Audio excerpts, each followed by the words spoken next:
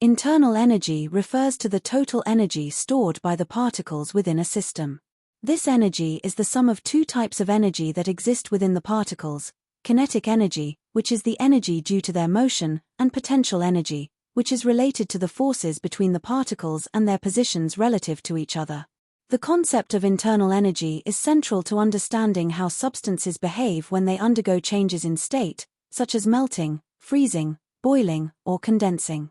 When a substance changes state, the internal energy of the system changes, but the total mass of the system remains conserved. For example, when a solid melts to become a liquid, the particles gain energy, usually from an external heat source. This added energy increases the particles' kinetic energy, causing them to vibrate more vigorously until they overcome the forces holding them in a fixed position.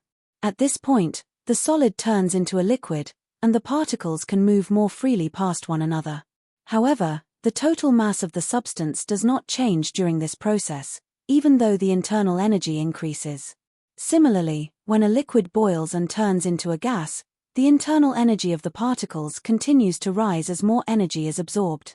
This energy allows the particles to break free from the forces keeping them in the liquid state, enabling them to move rapidly and spread out as a gas. Again, despite the significant increase in internal energy and the dramatic change in the state of matter, the mass of the substance remains the same.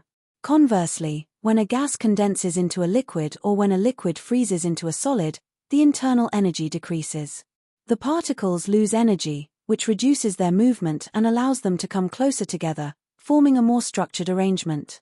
During these processes, the substance releases energy to its surroundings, but its mass is conserved, meaning no matter is lost or gained during the change of state.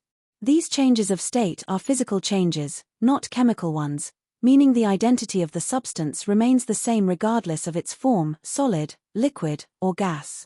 The conservation of mass during these processes is a fundamental principle in physics and chemistry, ensuring that the amount of matter present before and after the change of state is identical.